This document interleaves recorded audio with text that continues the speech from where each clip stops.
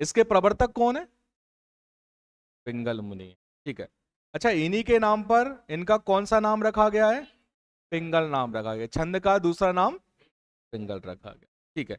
इसका प्रयोग सर्वप्रथम कौन से वेद में हुआ था? कौन से मंडल में? 10वें मंडल में। कौन सा सूक्त?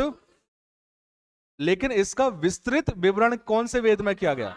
सामवेद किया गया। ठीक है, बहुत बढ़िया। इसके कितने अंग हैं? 8। पहला चरण पद, दूसरा वर्ण मात्रा, तीसरा लघु गुरु, चौथा संख्या क्रम, पांचवा गण होगा। ठीक है। छठवा गति, सातवा और आठवां क्या है? तुक। ठीक है। मैंने इसके प्रकार बताए थे, अभी नहीं बताए। ठीक है। चरण पद की बात कर रहे थे, तो चरण पद क्या है? किसी भी छंद को 4 भागों में बांटा जाता है, उसका चतुर्थांश या चौथा भाग चरण कहलाता है। इसके कितने प्रकार होते हैं? 2 प्रकार होते हैं। पहला विषम, दूसरा सम। विषम में कौन कौन से आएंगे? पहला और तीसरा। सम में दूसरा और चौथा। यदि एक पंक्ति में 2 चरण पाए जाते हैं तो उस पंक्ति को क्या कहते हैं? दल कहते हैं। ठीक है। वर्ण की गणना 1 की जाती है या 2 की जाती है?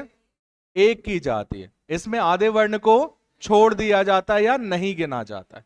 लेकिन जब हम मात्रा गिनते हैं तो मात्रा में किसका कॉन्सेप्ट चलता है? अच्छा, उनके नाम क्या है वो ध्यान रखना है, क्योंकि जब एग्जाम में पूछा जाएगा तो ह्रस्व और दीर्घ आपको पता होने चाहिए। ह्रस्व में अ, ई, उ, री और अम कौन सा? चंद्र बिंदु वाला। और दीर्घ में आ, ई, उ, ए, ऐ, आहा। क्लियर है? ये सारे के सारे किस में आएंगे? 2 में आएंगे। यदि आधे वर्ण के पहले लघु हो, मतलब ह्रस्व हो, तो ह्रस्व को कितना गिनेंगे? 2 गिनेंगे। यदि दीर्घ हो तो 2 गिनेंगे। और यदि आधे से ही शुरुआत हो तो उसको नहीं गिनेंगे। ये हम कल हमने सीख लिया था। किसी को कोई डाउट है? कोई डाउट नहीं है? भगवान कसम? ठीक। अब विद्या रानी कसम खिलवाऊं, सारी विद्या चली जाएगी तुम्हारी। चलिए, वर्ण और मात्रा हो गए। आज हम बात करेंगे लघु गुरु की। लास्ट में हम क्वेश्चंस की भी बात करेंगे, कैसे प्रश्न बनते हैं, 1 नंबर में कौन से आएंगे और 3 नंबर में कौन से आएंगे, हम इसकी चर्चा करेंगे। पहले थोड़ा सा कॉन्सेप्ट समझ लो, उसके बाद में फिर हम आगे बात करें। लघु और गुरु। लघु गुरु बहुत आसान है। हाँ,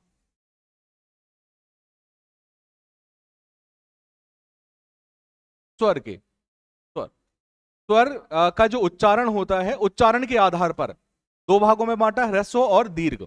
उसके हिसाब से आपका मात्रा होगी। मात्रा में पंक्ति नहीं लिखवाई थी क्या मैंने? लाइन नहीं लिखवाई थी? लिखवा देता हूं, लिख लो।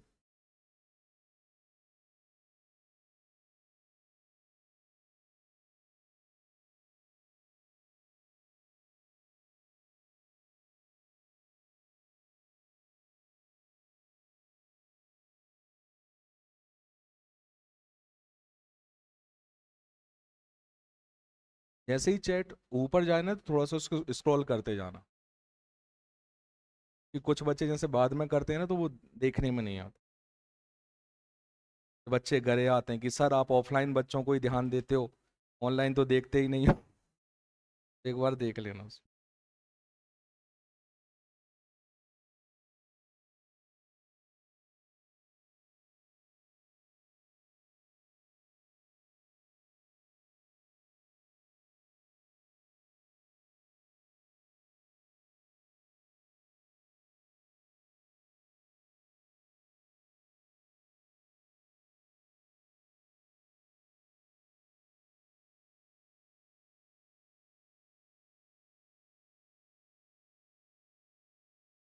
क्या लिखना था? मात्रा में लिखिएगा, किसी वर्ण या ध्वनि के उच्चारण काल को मात्रा कहते हैं। ये पंक्ति सीधी सीधी लिख देनी है आप। किसी वर्ण या ध्वनि के उच्चारण काल को मात्रा कहते हैं। किसी वर्ण या ध्वनि के उच्चारण काल को मात्रा कहते हैं।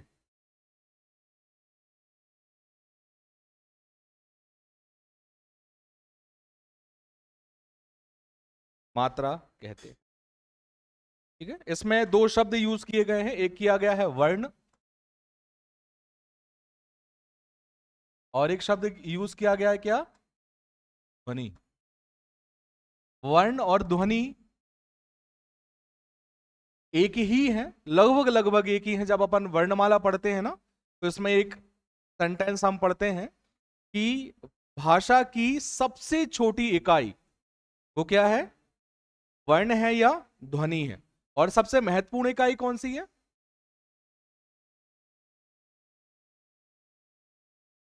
भाषा की यदि मैं बात करूं, भाषा क्या है? अपने विचारों को आदान प्रदान करने का माध्यम। ठीक है, वो क्या है? भाषा है। भाषा बनती किससे है, या भाषा का सबसे मुख्य तत्व क्या है? तो वो है वाक्य। अब वाक्य क्यों है? क्योंकि जब आप किसी विचार को सोचते हैं तो आप वर्ण में नहीं सोचते। किस में सोचते हैं?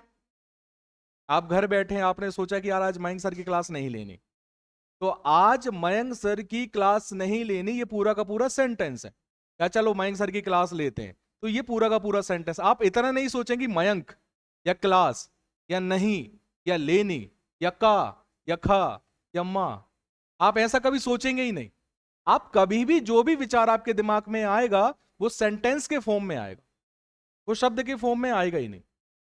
जो भी आप काम करना चाहते हैं या जो भी आप सोचते हैं वो सब वाक्य के हिसाब से सेंटेंस में आता है। इसलिए इसे भाषा की सबसे महत्वपूर्ण यूनिट या इकाई कहा जाता है। ये बनता किससे है? तो ये बनता है शब्द से। कई सारे शब्दों को आप मिलाएंगे तो एक वाक्य बन जाएगा। और शब्द किससे मिलकर बनता है? तो वर्ण या ध्वनि से मिलकर बनता है। वर्ण किससे मिलकर बनता है? किसी से नहीं। इसलिए भाषा की सबसे छोटी इकाई वर्ण और सबसे महत्वपूर्ण इकाई वाक्य। इसी वर्ण को ध्वनि भी कह देते हैं। ध्वनि भी कहते हैं। इनके बीच अंतर है, हाँ, बहुत छोटू सा। कैसा? वर्ण जो सबसे छोटी इकाई है वो किसकी है? लिपि की। और ध्वनि सबसे छोटी किसकी इकाई है? भाषा और लिपि में अंतर समझते हैं? कितने लोग नहीं समझते? नहीं समझते। ये जो आपको आप जिसे देख पा रहे हो ना, और जिसे आप लिख पा रहे हो, वो लिपि है। और जिसे आप सुन पा रहे हो वो भाषा है। मैंने कहा आज मयंक ने क्लास ली, मैंने कहा और आपके कानों ने सुना। आपके कानों ने जो सुना वो लिपि नहीं सुनी, वो भाषा सुनी। और आपने पेन उठाया और आपने लिखा आज मयंक सर ने क्लास ली, जो आपने लिखा वो क्या बन गई? इसलिए कभी भी आप भाषा को लिखते नहीं है, आप भाषा की लिपि को लिखते हैं। और हर भाषा की अपनी एक लिपि होती है। जैसे हिंदी की बात करें तो हिंदी की एक लिपि है, क्या नाम है? देवनागरी है। ठीक है। अंग्रेजी की अपनी एक लिपि होती है, वो क्या है? रोमन है। ठीक है, जैसे मैंने यहां पर ये लिखा,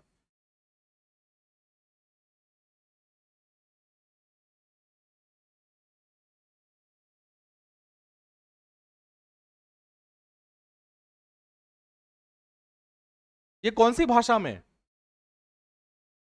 भाषा पूछा है। कौन सी भाषा में? हिंदी में। कौन सी लिपि में?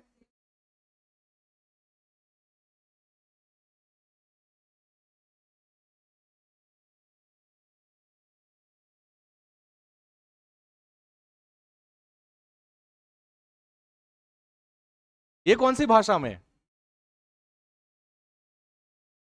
कौन सी भाषा में? अंग्रेजी भाषा में, है ना?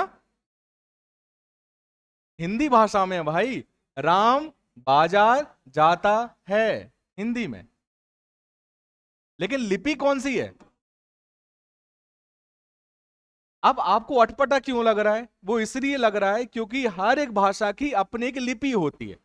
जब वो उसके साथ में मैच करके बोली जाती है, लिखी जाती है, तब आपको वो सही तरीके से यूज करना आता है। ठीक है, या मैं ऐसे लिख दूं,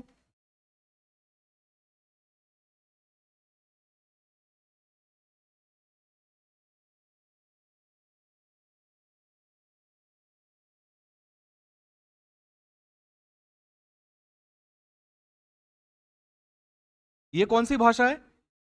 इंग्लिश। और लिपि कौन सी है? रोमन। और ये लिख दूं मैं,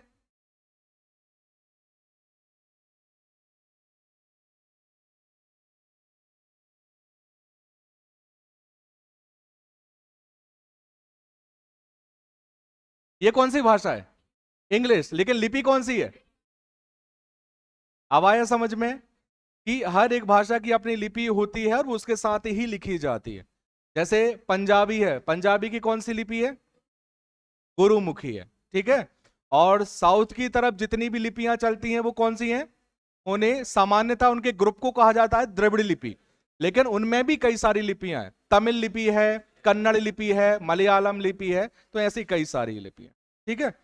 उर्दू का जो प्रयोग किया जाता है, ठीक है, उर्दू में कौन सी लिपि है?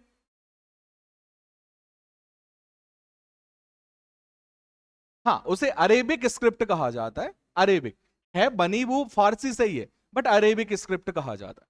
ठीक है। तो यदि आप अरेबिक स्क्रिप्ट में लिख रहे हैं तो आप कैसे लिखेंगे? उल्टा लिखेंगे, यहां से यहां। देखिए, कभी पढ़ी होगी, देख के और बंद कर दी होगी, मुझे पता है, नहीं आई होगी समझ में। ठीक है, बट वो उल्टा लिखा जाता है। और यदि मैं उसी को ही सीधा लिखूं तो वो क्या हो जाएगा? देवनागरी या रोमन, जो भी लिपि हो सकती है सारी। तो कुल मिलाकर हम यहां बात कर रहे हैं कि जो लिपि की सबसे छोटी इकाई है वो क्या है? वर्ण। और भाषा की सबसे छोटी इकाई क्या है? ध्वनि। क्योंकि ध्वनि को लिखा नहीं जा सकता। ध्वनि को जब आप लिखेंगे ना तो वो क्या बन जाएगा? और जब आप वर्ण को बोलेंगे तो वो क्या बन जाएगी? ध्वनि। बहुत सीधा सा कॉन्सेप्ट। आप क्लियर है?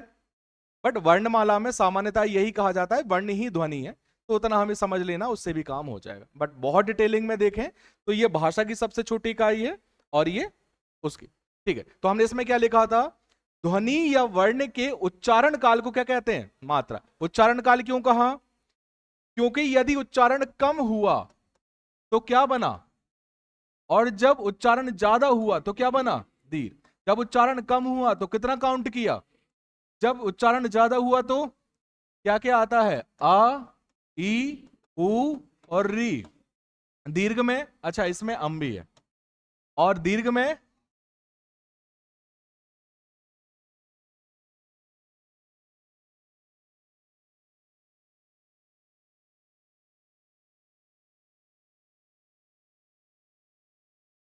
बड़ी ई, छोटी ई, अब छोड़ दो। अब उच्चारण के हिसाब से बोला करो। बड़ा ई, छोटा ई इसलिए बोल रहे थे, मैंने बताया था कारण आपको, कि जहां उच्चारण कम होता है हम उसे छोटू बोल देते हैं, और जहां उच्चारण ज्यादा होता है उसे बड़ू, बड़ा बोल देते हैं। ठीक है। तो यहां पर यह ह्रस्व और दीर्घ हो गया, कॉन्सेप्ट भी समझ में आ गया था। यदि आधे के पहले ह्रस्व है तो कितना गिनेंगे? दो। यदि आधे के पहले दीर्घ है तो भी दो। और ये आधे से शुरुआत है तो, ये तो क्लियर था। चलिए, हम बात कर रहे थे लघु गुरु की। लघु गुरु हेडिंग डाल ली होगी, उसको देखो।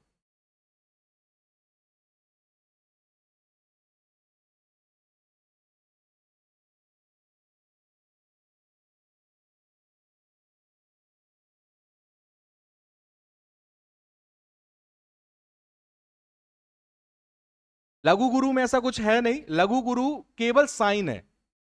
ठीक है। जैसे शायद तुमने कल, मैंने कॉपी चेक करी थी, तो तुमने जो साइन बनाए थे आई और एस के, तो वही साइन है। ठीक है। लघु क्या होता है? लघु का जो साइन होता है वो होता है आई, इस टाइप का। ठीक है। इसे सामान्यतः कहा जाता है खड़ी पाई। ठीक है। राइमिंग में भी आता है। ये कैसे आता है? कि लघु को, लघु का साइन है आई, कहते हैं इसे खड़ी पाई। ठीक है। और गुरु, गुरु इस तरीके के एस टाइप का बनता है, इसे कहते हैं वर्तुल रेखा। ऐसा इस टाइप का बनता है।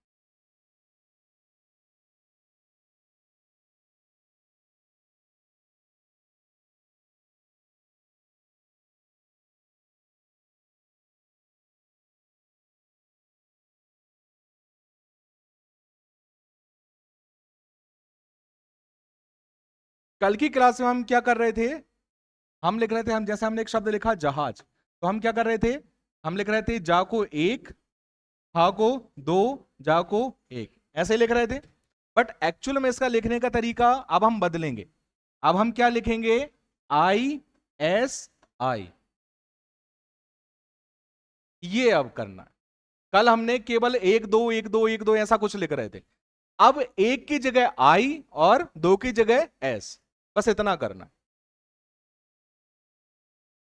इतना क्लियर है? चलो, जैसे लिखा, रहीमन पानी राखिए, बिन पानी सब सून, पानी गए ना उबरे, मोती मानुस।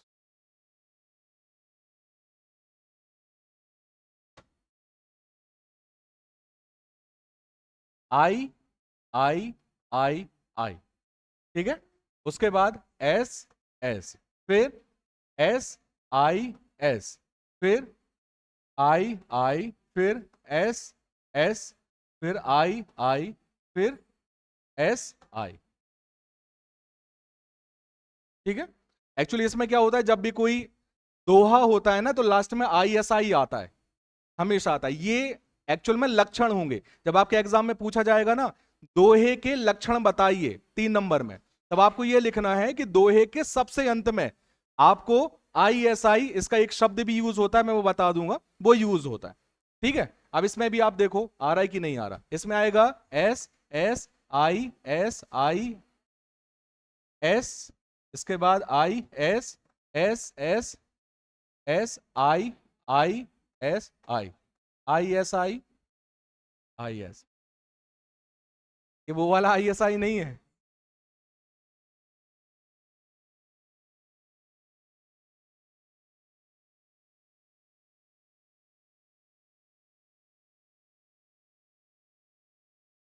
एक और देखते हैं।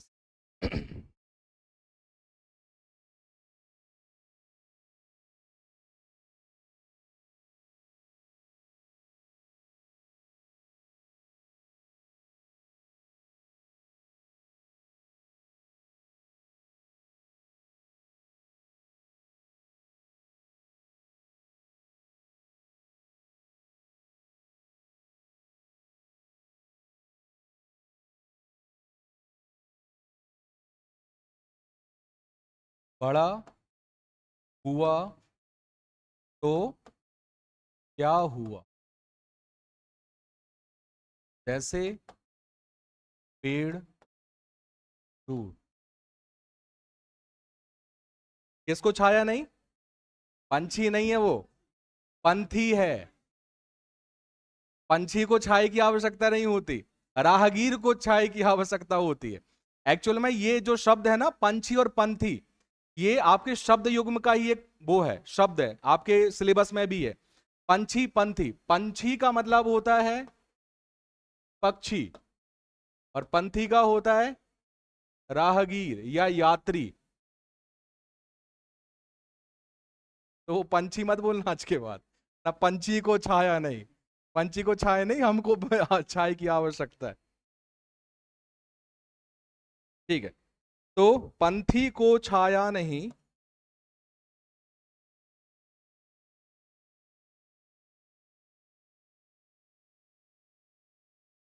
फल लागे अति।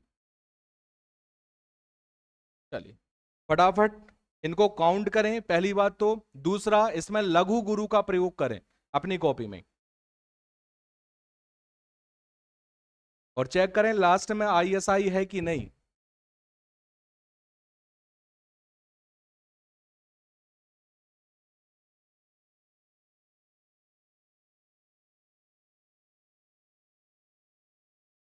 है, बहुत बढ़िया।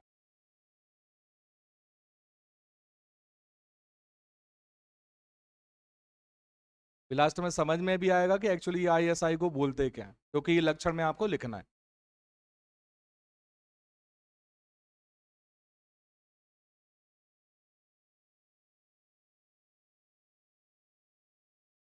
हो गया सभी का?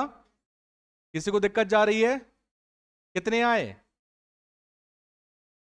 13 11 13 11, ठीक है। स्टार्टिंग में आपको पहले वाले चरण में कितने मिलेंगे? फिर 13 और फिर 11। यदि मैं इसमें लघु गुरु का प्रयोग करूं तो एस आई एस एस, ठीक है।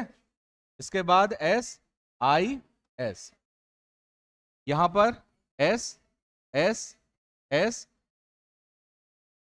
IS, इसमें SSSI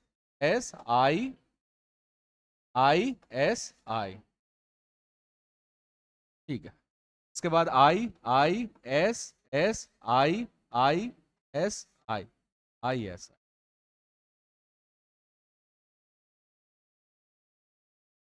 आया समझ में? ठीक। तो ये है क्या, ये पैटर्न क्या बनता है? एक्चुअली इन पैटर्न को कहा जाता है गण, जो कि हम कौन से नंबर में देखेंगे? 5वें नंबर में। अभी कहां तक पहुंचे हमारी गाड़ी? 3रे नंबर तक, ठीक है। चलिए इसमें कुछ लिख लीजिए जो थोड़ा बहुत हो। अच्छा इसमें क्या आएगा के बाद फिर लिखते हैं। सत्य में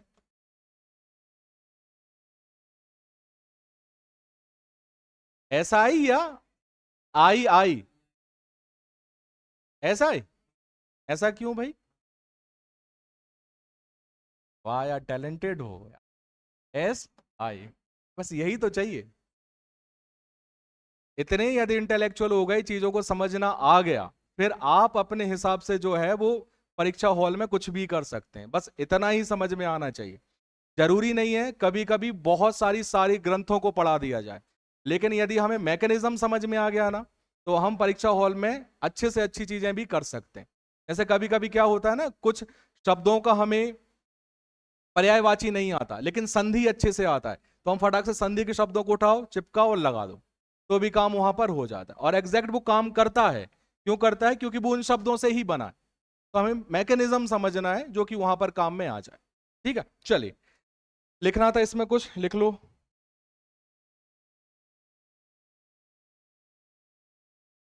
अच्छा, पहले दिन से आज थोड़ा सा लग रहा है कि हाँ यार कुछ दिमाग में जा रहा है।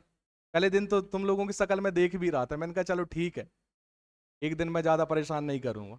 दूसरे तीसरे दिन से चीजों को समझ में आने लग गया होगा कि अच्छा किस तरीके से। आज फर्स्ट क्लास कौन कौन की है? 1 2 3 4 5, आपकी फर्स्ट क्लास। ठीक।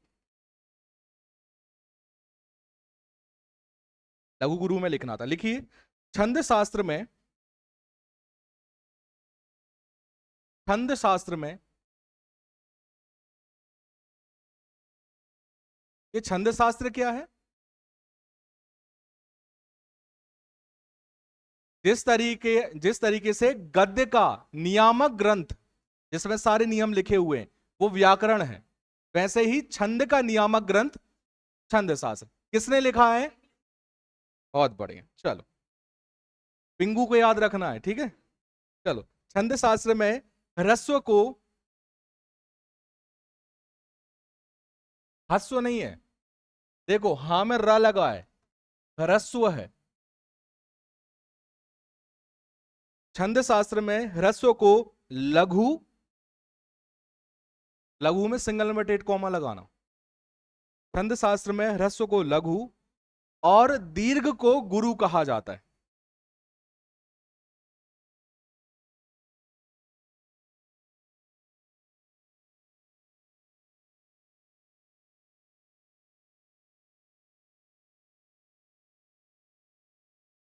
साइन मैंने बता दिए कौन कौन से। अच्छा एक चीज और आपसे एग्जाम में नई सी चीज पूछी जा सकती है, ह्रस्वाक्षर का प्रतीक बताइए।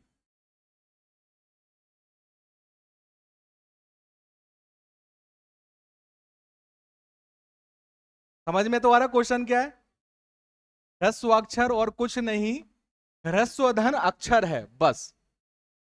और कुछ ज्यादा नहीं बना, कहो नई सी एक टर्म्स आ गई, नहीं वही है। और प्रतीक मतलब चिन्ह, तो प्रतीक क्या है ये, और कोष्टक में आप लिख देना खड़ी पाए। तो आपने वो साइन भी लगा दिया, और उस साइन को कहा क्या जाता है वो भी आपने लिख दिया। अब आप कुछ बचा क्या? नहीं बचा। इतने में सारे नंबर मिलने। बस यहां पर सबसे बड़ी बात आती है कि आपको, आपने सब सही लिखा ना, और आपने ये लिख दिया।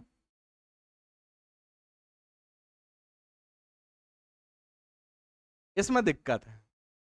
मतलब आपको सब पता है, लेकिन आपकी स्पेलिंग मिस्टेक कर रहे हो, तो भी यहां पर जो है वो गड़बड़ झाला होगा। रायता तो फैलेगा, रायता नहीं फैलाना है। आ रहा है समझ में? खड़ी को खड़ी ही लिखना है, पाई को पाई लिखना है, पौआ मत लिख देना, तो ना लाल का पौआ लिख कर आ जाओ आप। ठीक है, चलो। आ, ये लघु का साइन आई है, लिख लिया था ये आपने। ठीक, चलो आगे बढ़ते हैं। अगला है संख्या और क्रम, चौथा।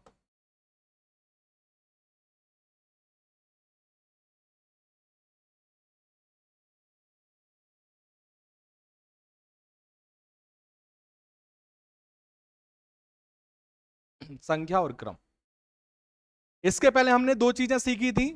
सेकंड नंबर में क्या था? वर्ण और मात्रा। वहां पर किया क्या था हमने? हमने काउंट करना सीखा था, ठीक है। और तीसरे नंबर पर हमने देखा था क्या? लघु और गुरु। लघु गुरु क्या था? एक्चुअली एक पैटर्न बना रहे थे। तो एक जगह आप काउंट कर रहे हो, और एक जगह आप पैटर्न बना रहे हो। तो जहां पर आप काउंट कर रहे हो वो क्या है? संख्या। और जहां पर आप पैटर्न बना रहे हो वो क्या है आपका? क्रम। बस यही है।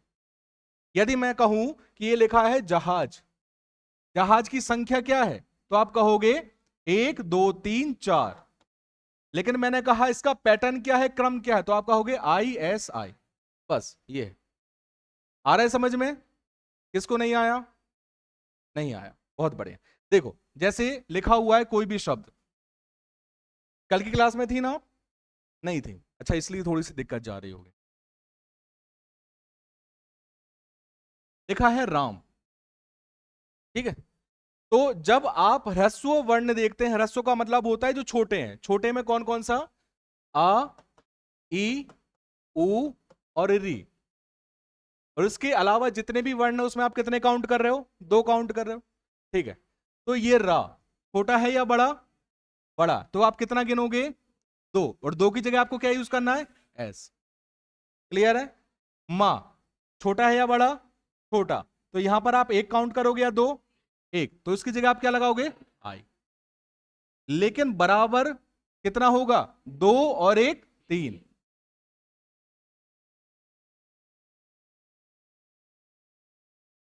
क्लियर है? ठीक है।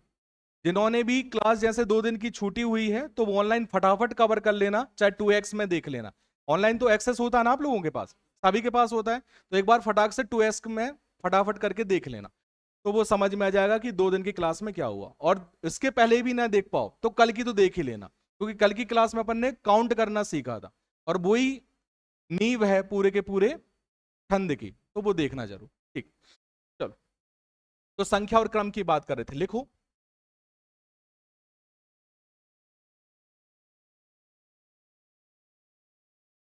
वर्णों और मात्राओं की गणना को संख्या कहते हैं, जैसा कि अभी मैंने बताया।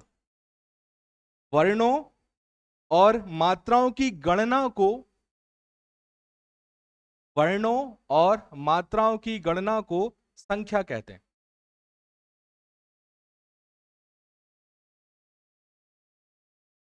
और लघु गुरु के निर्धारण को, या ये लिखें, लघु गुरु के स्थान निर्धारण को, लघु गुरु के स्थान निर्धारण को क्रम कहते हैं।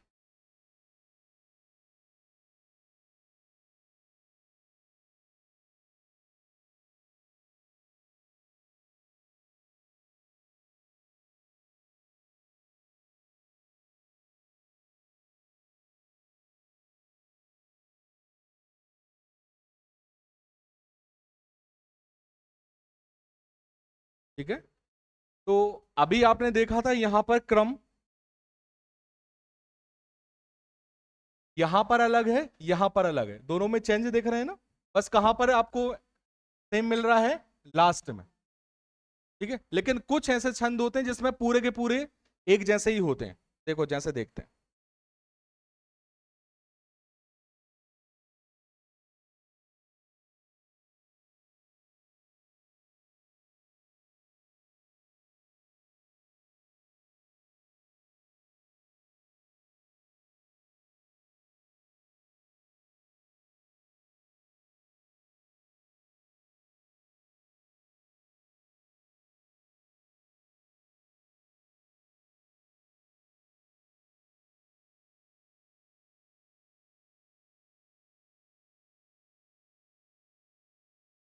ठीक है, एक प्रकार का वार्णिक छंद है। वार्णिक छंद में आप वर्णों को गिनते हैं, ना कि मात्राओं को।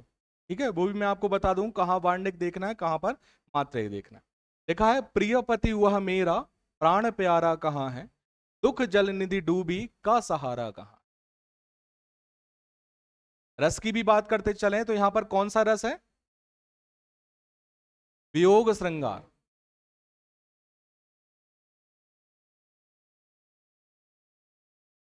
पति गुम गया है, पति को ढूंढ रही है, रो रही है, बिलख रही है। ठीक है, कैसे, दुख जल निधि डूबी का सहारा कहाँ है, वो कौन सी निधि में डूब गई है, दुख के, निधि का मतलब समुद्र।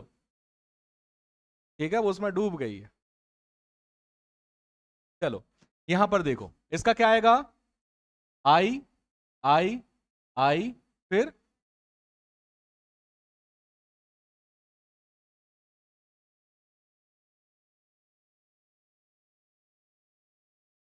यही है।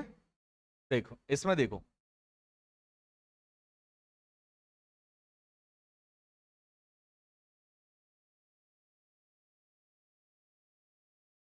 ठीक है,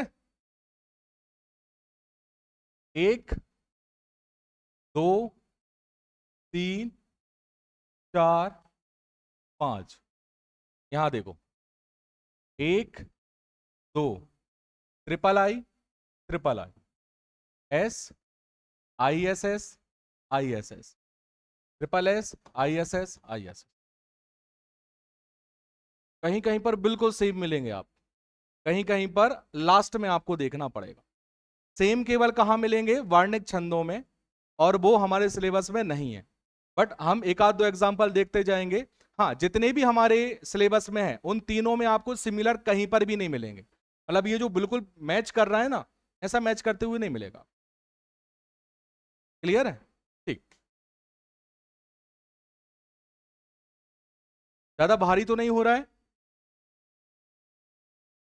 हाँ, तीन का पेयर बनता है गण, एक्चुअली इसे कहा जाता है गण। अभी हम 5th नंबर में देखेंगे ना, तो जो गण होता है वो तीन का पेयर बनता है। ठीक है, और इसी तीन के पेयर को जो है वो नाम भी दिए गए, यगण, मगण, तगण, रगण, भगण, सगण, ऐसे नाम है। ठीक है, 8 हैं ऐसे, तो वो देखेंगे, इसलिए मैं एकदम से नहीं पटक रहा हूं वहां। चलो आगे बढ़ो। इसके बाद है आपका कौन सा हो चुका है, चौथा हो चुका है। चलो अभी हम जिसके बारे में बात करने वाले थे वो आ ही गया, और वो कौन है, वो है गण।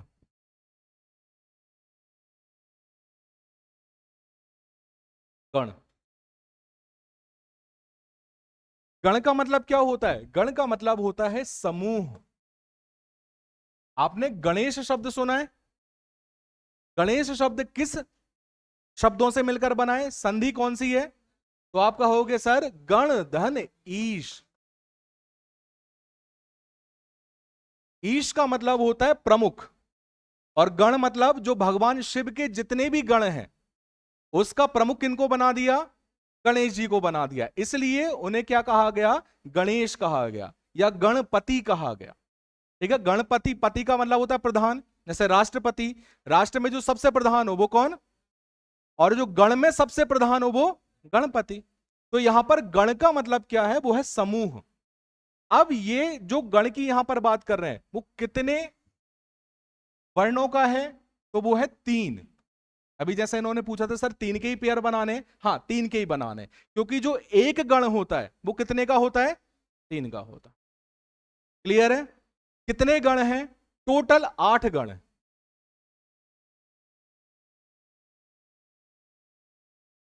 ठीक है, कितने गण हैं टोटल? 8। और मुझे लग रहा है यहां से क्वेश्चन बन सकता है। ठीक है, तो उसके लिए आपको एक लाइन याद रखनी है, यमाता राजभान सलगा।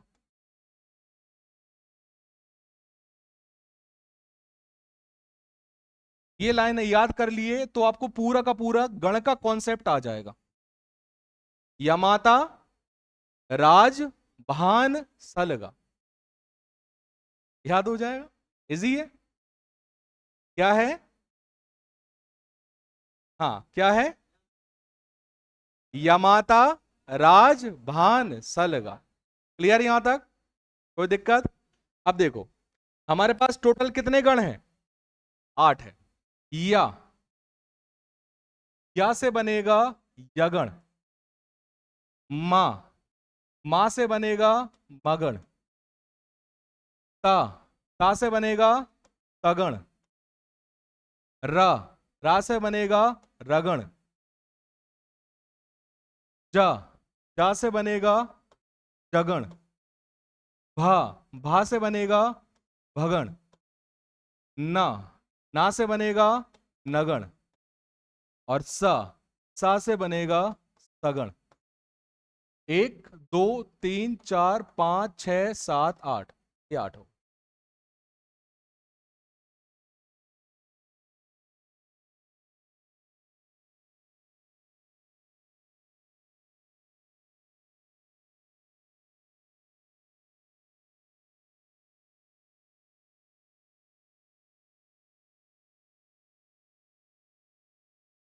ठीक, 3 वर्णों के समूह को गण कहते हैं। हाँ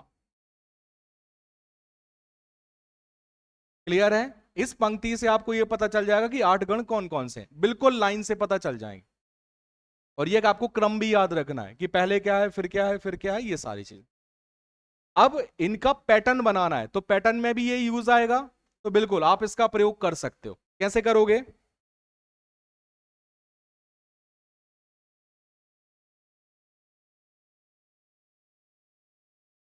देखो, या छोटा है या बड़ा है? छोटा है, तो छोटे की जगह आई लगाऊं या एस लगाऊं? आई लगाऊं। मां की जगह, ता की जगह, रा की जगह, जा की जगह, भा की जगह, ना की जगह, सा की जगह, ला की जगह, गा की जगह। क्लियर इतना? यहां तक कोई दिक्कत नहीं होगी। ठीक है, अब देखो,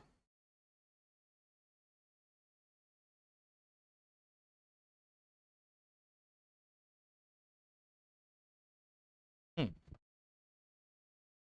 सबसे पहले क्या है?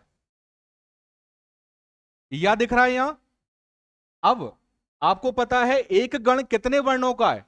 1 का, 2 का, 3 का? 3 का। आपकी गाड़ी ले जाइए यहां से, या, मा, ता, ये 3। 3 में क्या है? आई एस एस, मतलब यगण का जो पैटर्न होगा वो होगा आई एस एस। ठीक है, सेकंड नंबर मगण। मगण से गाड़ी ले जाइए, मा, ता, रा, 3 तक पहुंचा, क्या है? उसके बाद तगण, ता से गाड़ी ले जाइए, ता, रा, जा, एस एस आई। इसके बाद रगण, रा से कहां तक ले जाएंगे? भा तक, रा, जा, भा, एस आई एस। इसके बाद जगण, तो I S I, I S I. कुछ याद आया? जब दोहा हम देख रहे थे तो लास्ट में क्या आ रहा था? मतलब लास्ट में क्या मिलेगा आपको? जगण मिलेगा। मतलब जब आप इसके लक्षण लिख रहे होंगे तब आप ये लिखेंगे कि दोहे के अंत में हमेशा जगण आता है। और कोष्टक में और आप क्या लगा दो? I S I. कहां से नंबर काटे? आ रहा है समझ में? चलो आगे बढ़ते हैं। भगण पर पहुंचते हैं। भा से भा ना सा, एस आई आई। इसके बाद सा, कौन सा है, नहीं सॉरी, ना, आई आई आई, ट्रिपल आई। उसके बाद सगण, आई आई एस। पूरे चेक करके देख लो, आपको रिपीट कोई सा भी नहीं मिलेगा, रिपीट नहीं है इसमें। अब आप ये भी समझ रहे होंगे कि इस ट्रिक में ला और गा लगाए क्यों गए। एक्चुअली ला का मतलब है लघु और गा का मतलब है, आप इस तरीके से भी देखो, लघु और गुरु। अब इसको भी देखो, ला छोटा है तो आई लिखा, गा बड़ा है एस लिखा। यदि ये ला और गा नहीं होते तो आप लास्ट का पैटर्न नहीं बना पाते। इसलिए लगा को भी याद रखना है, यमाता राज भान सा लगा।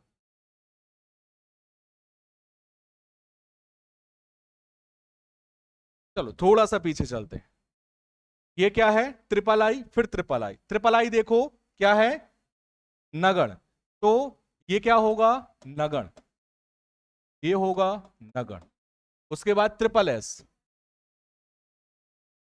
मगण है, ठीक है, ये हो गया मगण। आई आई एस एस यगण, और फिर आई एस एस।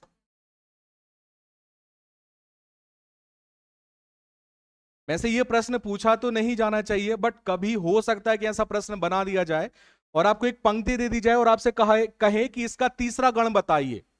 तो तीसरा गण बताएंगे कैसे, सबसे पहले आपने उनको काउंट किया, फिर उनका पैटर्न बनाया।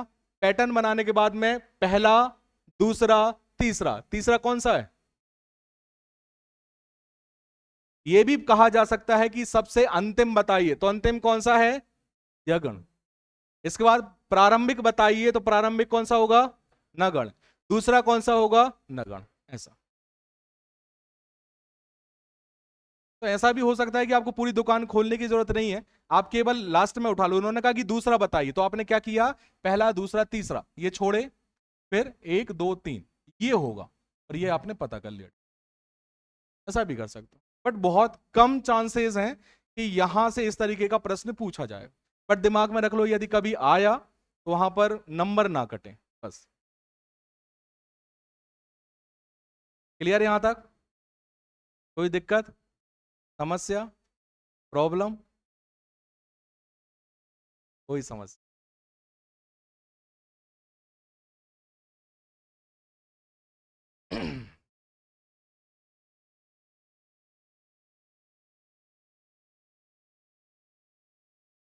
चलिए, ये हो गया गण। इसके बाद है गति। अच्छा, इसमें कुछ लिखना था तो लिख लो, छोटा मोटा। हाँ, गण में ही लिखना है। गण का अर्थ होता है समूह, या गण का शाब्दिक अर्थ होता है समूह।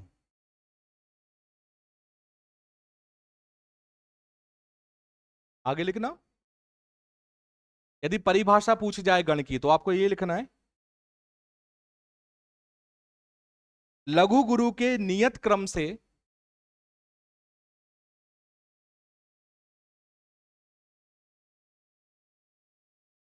लघु गुरु के नियत क्रम से, नियत, नियत का मतलब क्या होता है, निश्चित।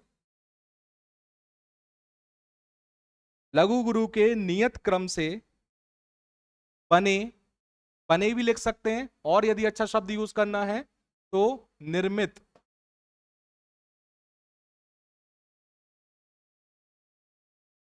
लघु गुरु के नियत क्रम से निर्मित तीन वर्णों के समूह को गण कहते हैं। निर्मित तीन वर्णों के समूह को गण कहते हैं।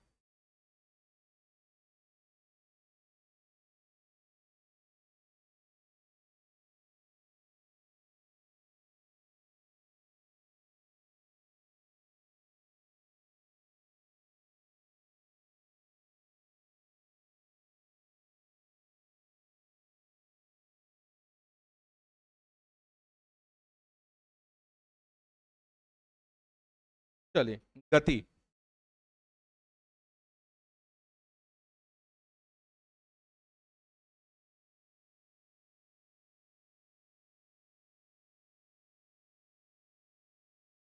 नाम से ही पता चल रहा है गति का मतलब क्या है, स्पीड।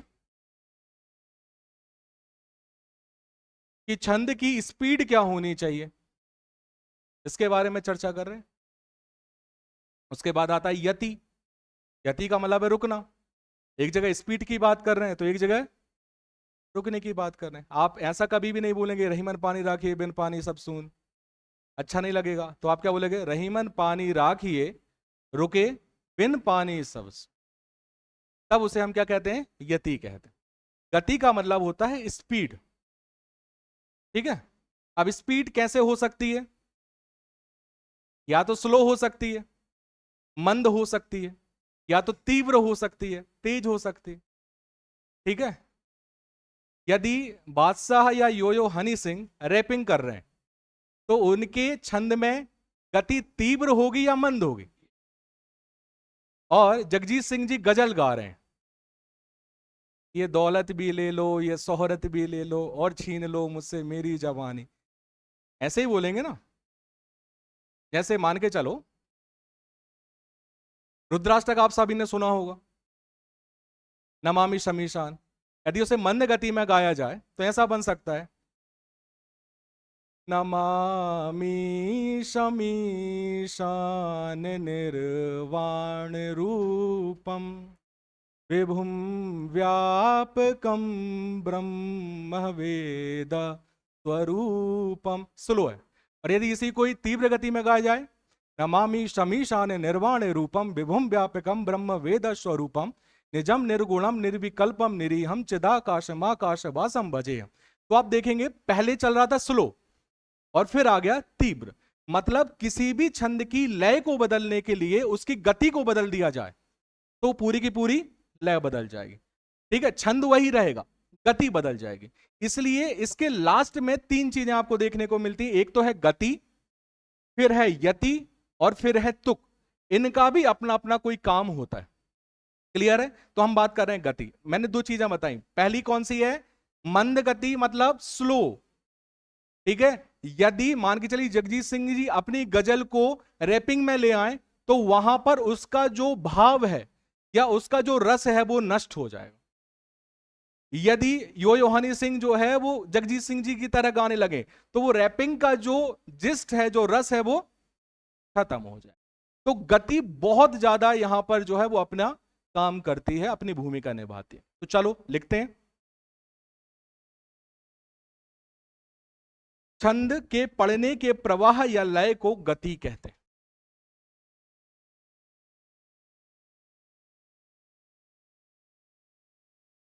छंद के पढ़ने के प्रवाह या लय को गति कहते हैं।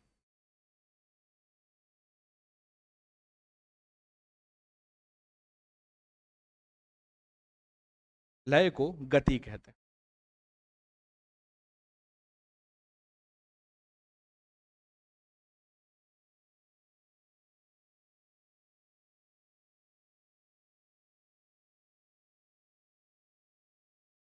ठीक। इसके दो प्रकार होते हैं,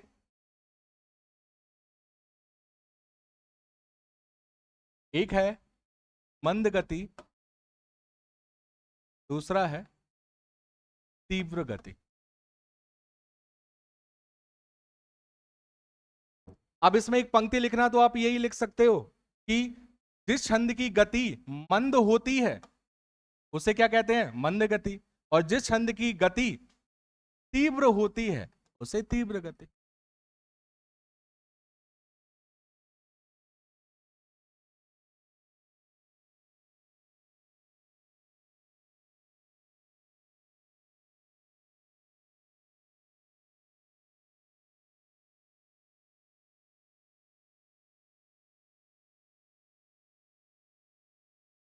बस इसमें इतना ही है। इसके बाद आ जाते हैं यति।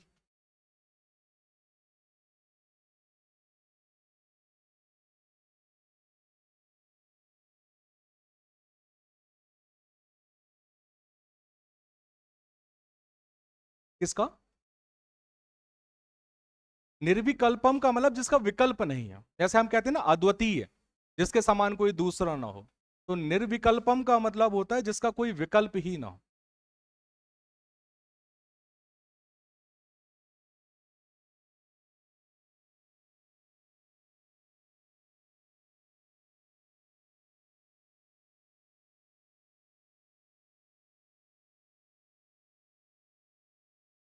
एक्चुअली में इसमें संधि नहीं हुई है, इसमें जो है वो उपसर्ग लगा है, निरुपसर्ग, मतलब जिसका कोई विकल्प ना हो। निराकार, निराकार का मतलब होता है जिसका कोई आकार ना हो, ठीक है। लेकिन जब एक बार मैं राम भद्राचार्य जी का इंटरव्यू सुन रहा था, तो उसमें उन्होंने कहा था कि निराकार का एक्चुअल में मतलब है जिससे सभी आकार निकले। और ये सत्य भी हो सकता है, कारण ये है क्योंकि जो निर उपसर्ग है वो अलग अलग अर्थ देता है। ये अर्थ देता है ना भी, और ये अर्थ देता है सब भी। तो उनका जो कहना है या उनका जो अपनी तरफ से जो बात रखी थी वो भी कहीं ना कहीं सही है कि जिससे सभी आकार निकले हैं, तो वो निर, जिसका कोई निश्चित आकार ना हो बट आकार हो। उन्होंने कहा कि यार यदि हमने राम मंदिर बनाया या हम कोई मंदिर में मूर्ति रखते हैं, तो हम ये नहीं कह सकते कि यार उसको आकार में ही ना रखें, हम निराकार में ही रख दें। तो उन्होंने फिर वो एक निराकार शब्द की एक व्याख्या की थी। तो अलग अलग, क्योंकि उपसर्ग मैंने पहले ही बताया जब समास मैंने आपको पढ़ाया था, यदि बहुत शुरू की क्लास यदि आपने पढ़ी होगी, तो वहां पर मैंने आपको बताया था भी जो उपसर्ग है, उपसर्ग का कोई एक अर्थ नहीं होता, इनके कई सारे अर्थ होते हैं। ये जिस शब्द के साथ चिपकते हैं उस शब्द के साथ में अर्थ देते हैं, ठीक है। जैसे एक एग्जाम्पल है,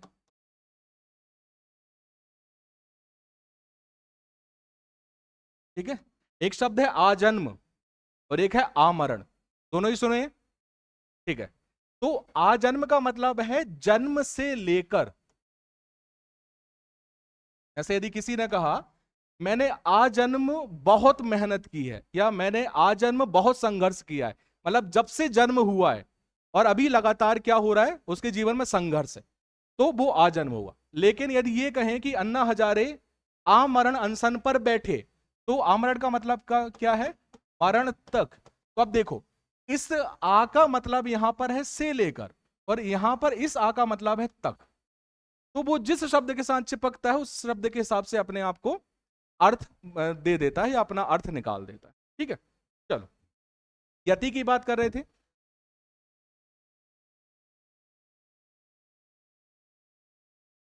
राइट, नहीं नहीं, वो दोनों में सही हो सकता है। हाँ, ऐसा मतलब एक्चुअल में क्या होता है कि किसी भी छंद की कोई अपनी गति नहीं होती, उस लिखने वाले के ऊपर डिपेंड करता है कि वो किस गति में उसे बताना चाहता है। जैसे तुलसीदास जी ने यदि रामचरितमानस लिखी, तो वहां पर उनका जो प्रभाव है या जो लिखने का तरीका है वो मंद गति में है। तो आपको मंगल भवन अमंगलहारी धीरे धीरे ही पढ़ना पड़ेगा। यदि आप उसकी घास काटने लग गए, तो वहां पर जो है वो उसको वो अर्थ विहीन हो जाएगा, हम ये कह सकते हैं कि उसका रस खत्म हो जाए।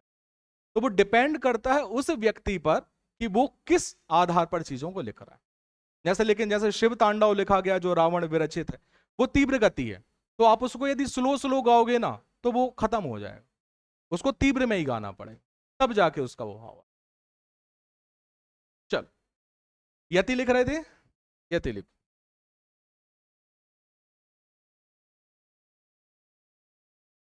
छंद में नियमित वर्ण या यति में लिखना है। अब ये बहुत छोटे छोटे से पॉइंट बचे, इनमें बहुत ज्यादा वो नहीं करना है। यहां से डायरेक्टली ये पूछा जा सकता है कि यति की परिभाषा लिखो, तो डायरेक्ट आपको यति की परिभाषा लिख देनी है, बस खत्म। छंद में नियमित,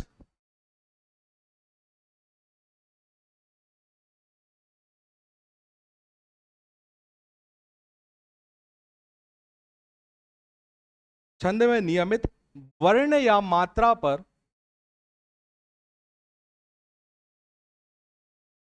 छंद में नियमित वर्ण या मात्रा पर सांस लेने के लिए रुकना पड़ता है।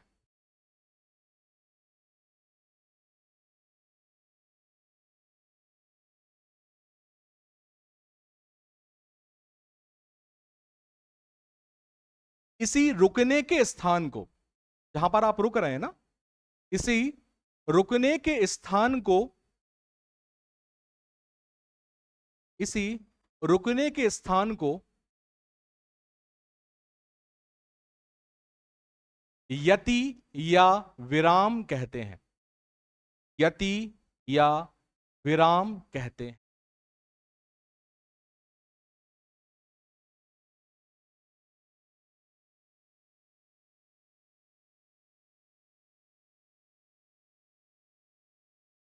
ठीक है, आगे लिखेंगे,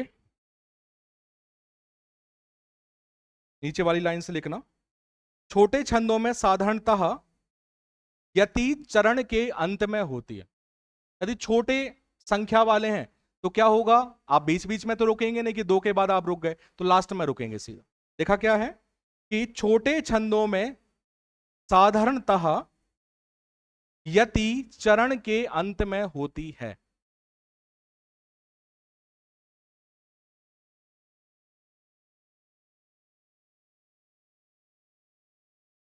लेकिन बड़े छंदों में, लेकिन बड़े छंदों में एक ही चरण में,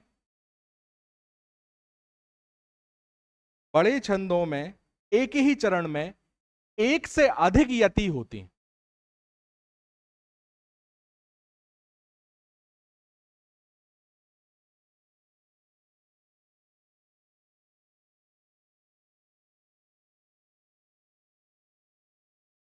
जैसे आपने देखा, लिखा था हमने, रहीमन पानी राखिए, ये एक चरण है।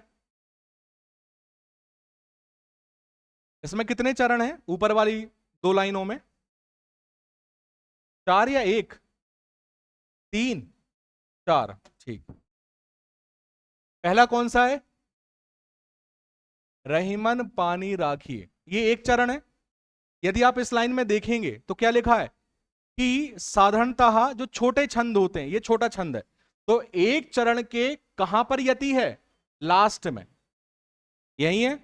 आगे देखो, अब यहां देखो, प्रिय पति हुआ मेरा प्राण प्यारा कहां? एक्चुअल में ये जो है वो अभी चार छंद, चार पंक्तियों का, बट मैंने यहां दो लिखी थी। तो आप कहां पर जा रहे हो? प्रिय पति वह मेरा एक, प्राण प्यारा कहां है? दो। मतलब यहां पर एक चरण में कितनी यति हैं? एक और, लेकिन चिंता मत करो, यहां से भी प्रश्न नहीं आया। नींद आ रही है? नहीं आ रही है? सही बताओ। आ रही है? सुबह सुबह 9 बजे उठा लेते हो? हाँ, कितने बजे उठ जाते हो? 5 बजे? अच्छा, कौन है जो बिल्कुल 9 बजे क्लास है तो 8:30 बजे उठता है? अभी नींद आ रही है बेटा तुम्हें? पीछे तुम, हाँ तुमने हाथ उठाया था, कितने बजे उठते हो? हाँ, तुमने कहा भी 8:30 बजे उठता हूं। अच्छा, ऐसा था अभय मुद्रा में कि सर खुश रहो। हाथ उठाने का मतलब ये होता, ये नहीं होता। घंटा बजा रहे हैं। चलो, एक पॉइंट और लिखना था, वो कल रह गया था। ये तो यति हो गया खत्म, बस इतना ही है इसमें।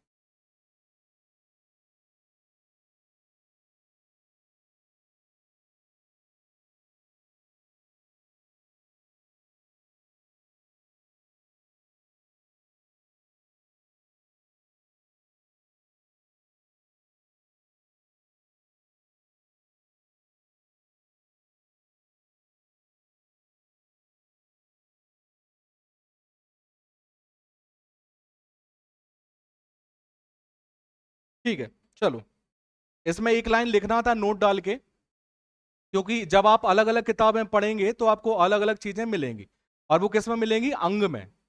ठीक है, आप कुछ किताबें पढ़ोगे तो वहां पर आपको छंद के 7 अंग मिलेंगे, जैसे शायद लूसेंट में आप देखोगे तो 7 है। ठीक है, लेकिन कहीं पर आप 8 देखोगे। तो इसमें आप लिख लो किसके आधार पर क्या है, और जब भी आपसे पूछा जाए कि छंद के अंग कितने हैं, तो उसको बताने वाले जो प्रमुख व्यक्ति है उसका उल्लेख जरूर करना, जिससे सामने वाला भी समझेगा कि हाँ बहुत डीप में व्यक्ति पढ़ के आया है। तो ये जरूर लिख लो, एक नोट डाल के, छंद के अंग के आसपास जगह हो तो वहां लिख लो, या फिर ऊपर जहां जगह खाली हो वहां लिख लो।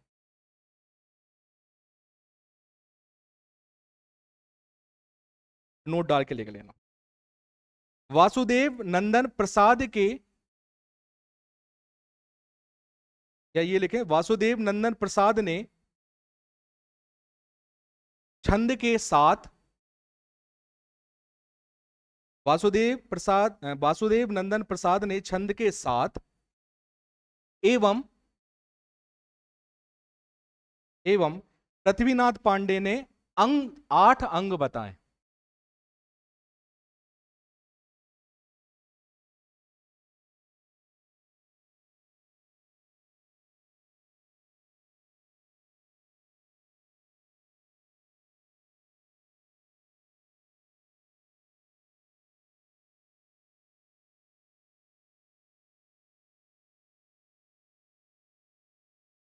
8 अंग बताएं। आप परीक्षा में अंगों की संख्या बताते समय, आप परीक्षा में अंगों की संख्या बताते समय, हाँ आगे ही लिखो, ये याद रहेगा कि हाँ आपको करना क्या है, आगे लिखो उसी में। आप परीक्षा में अंगों की संख्या बताते समय, खुद को इज्जत नहीं देना तो आप हटा सकते हो। परीक्षा में अंगों की संख्या बताते समय वैयाकरण का उल्लेख अवश्य करें। वैयाकरण का, वैयाकरण का मतलब होता है जो व्याकरण लिखने वाला है, उसे वैयाकरण कहते हैं।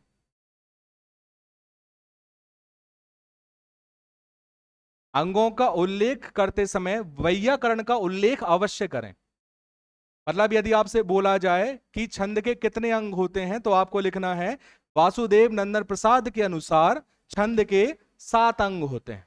और यह बोला जाए कि छंद के अंग कितने होते हैं, तो आप लिखेंगे पृथ्वीनाथ पांडे के अनुसार 8 अंग होते हैं। ये दोनों ही प्रमुख वैयाकरण हिंदी में माने जाते हैं। ठीक है। कामता प्रसाद गुरु ने जो है वो छंद के बारे में ज्यादा चर्चा की नहीं है, इसलिए वहां पर आपको जो है वो ज्यादा कंटेंट मिला नहीं है। ज्यादातर जो है वो वासुदेव नंदन प्रसाद से प्रभावित होता है आपका आयोग।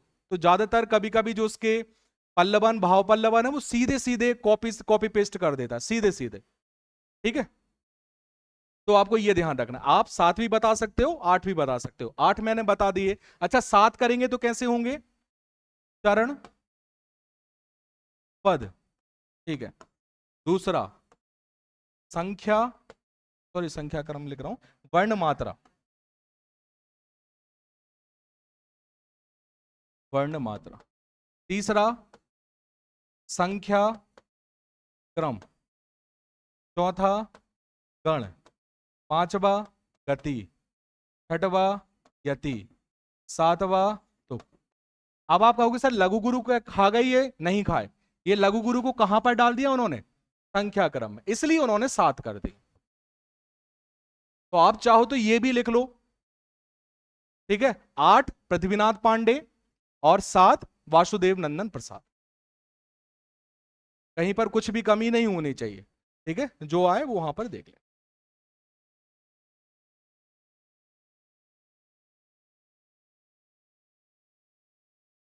जैसे समास के कितने प्रकार होते हैं? हम सामान्यतः कितने लिखते हैं? 6। लेकिन आप जितने भी प्रमुख वैयाकरण देखोगे ना, उन्होंने 4 ही बताए। चाहे वो कामता प्रसाद गुरु हो, पृथ्वीनाथ पांडे हो, वासुदेव नंदन प्रसाद हो, ठीक है, हरदेव बाहरी साहब हो, इन्होंने सब ने जो है वो 4 ही बताए। तो यदि आपको और ज्यादा ऑथेंटिक चीज को करना है तो आप वहां पर उन व्यक्ति का नाम लिख दीजिए।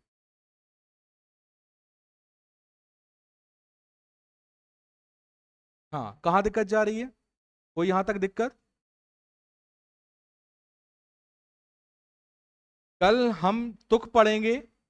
तुक भी बहुत पहली बार सुना है। कौन सा? वैयाकरण? अरे भैया सुनना सुनना चाहिए, क्योंकि ये आएगा कहां पर? अनेक शब्दों के लिए एक शब्द में आ सकता है। क्या आएगा? ग्रामर के बारे में या व्याकरण के बारे में लिखने वाला या व्याकरण को जानने वाला, तो वो क्या होगा? वैयाकरण हो। हिंदी का पाणिनि किसे कहा जाता है? हिंदी का पाणिनि किसे कहा जाता है? हिंदी का पाणिनि तो प्रसिद्ध है, हमें पता है किसमें? संस्कृत के जो जिन्होंने ग्रामर लिखा है। हिंदी के पाणिनि कौन है? हाँ, कामता प्रसाद गुरु। कामता प्रसाद गुरु। कभी मौका मिले, वैसे तो हिंदी में ज्यादा इंटरेस्ट कितने लोगों का हिंदी में इंटरेस्ट है? 4 5 6 लोग। कामता प्रसाद गुरु की किताब पढ़ना। आपको नींद नहीं आ रही होगी ना, तो 4 पन्ने पढ़ने के बाद नींद आ जाएगी, इतनी प्यारी नींद आती है। जब मैं किताब तैयार कर रहा था तब मैंने कामता प्रसाद गुरु को पढ़ा। हाय बाप, बड़ा खतरनाक दौर था। मतलब एक तो क्या होते हैं कि वो बहुत पहले पब्लिश की गई है, तो पब्लिश में उसके जो फॉन्ट हैं वो बड़े अजीबो गरीब से दिखाई देते हैं। ठीक है। तो कामता प्रसाद, बट हाँ, कामता प्रसाद गुरु कोई भी व्यक्ति हो, कोई भी प्रोफेसर हो, उनका जो बेस होता है वो कौन सी किताब होता है? कामता प्रसाद। तो जब आप अपने कंटेंट में, क्योंकि आपकी कॉपी चेक कौन कर रहा है? प्रोफेसर ही चेक कर रहा है किसी कॉलेज का। तो वो कोई सामान्य सी किताब पढ़ के नहीं आया है, उसने एग्जाम जो निकाला है वो कामता प्रसाद गुरु को पढ़ के निकाला है। तो उसकी सारी जो चीजें हैं वो आपको पता होनी चाहिए, कहां पर क्या लिखा है, कैसे क्या लिखा है। तो मैं इसलिए कहता हूं कि समाज के बहुत सारे लोग 6 प्रकार बताते हैं, आपको नाम लिखकर 4 प्रकार बता देने चाहिए, तो वो और ज्यादा ऑथेंटिक हो सकता है। ठीक है, चलिए। और कोई दिक्कत यहां तक? बताओ। नहीं है? कल तुक पढ़ते हैं, तुक के साथ में कल हमारी शुरुआत होगी छंद के प्रकार।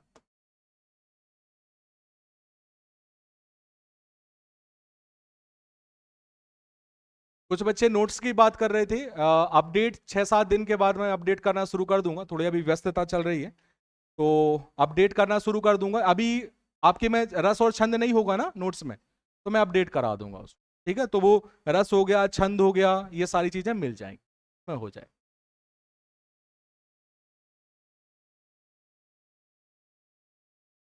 अभी शायद रस और छंद नहीं है आपके नोट्स में, मिल जाएगा।